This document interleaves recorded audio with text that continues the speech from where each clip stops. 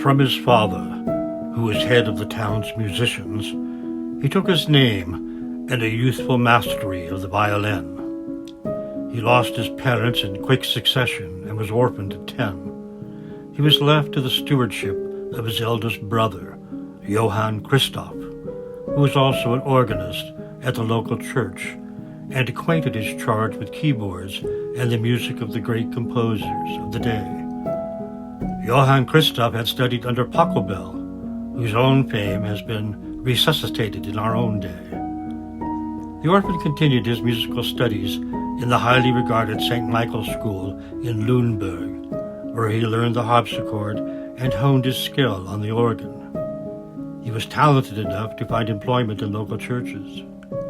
At the age of 20, he took lessons from the composer Johann Adam Reinken. His genius grew exponentially, and he eventually was received in the courts of Weimar as an organist, composer, and teacher.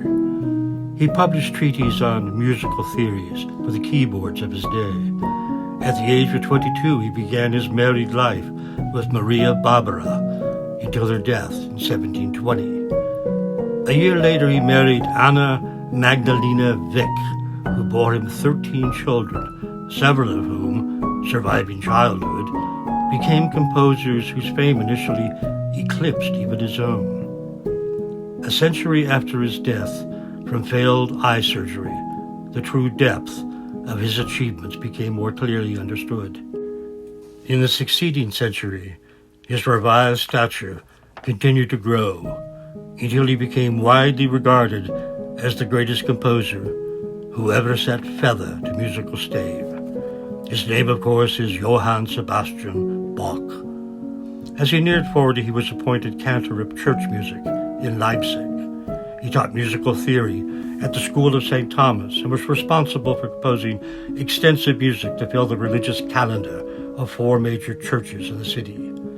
This was the most important musical cantorship in all of Protestant Germany.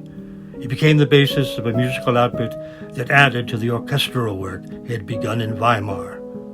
The catalog of his work numbers well over 1,000 entries, hundreds of which are among the crown jewels of the Western musical canon. Among these are his keyboard concertos, orchestral and harpsichord suites, preludes and fugues featured in The Art of the Fugue, Will Temper Clavier, and the Goldberg Variations.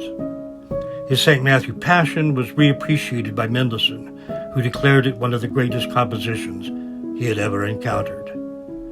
In his last years, he finished his Mass in B minor, which is also considered one of the great achievements in choral and musical composition.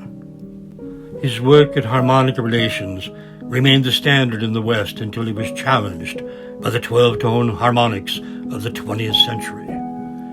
Aside from a reputation of being difficult and overly frugal, he often gave free concerts to students in the local beer and coffee gardens of the city. He held his position in Leipzig as Thomas Cantor for over a quarter of a century until his death in 1750.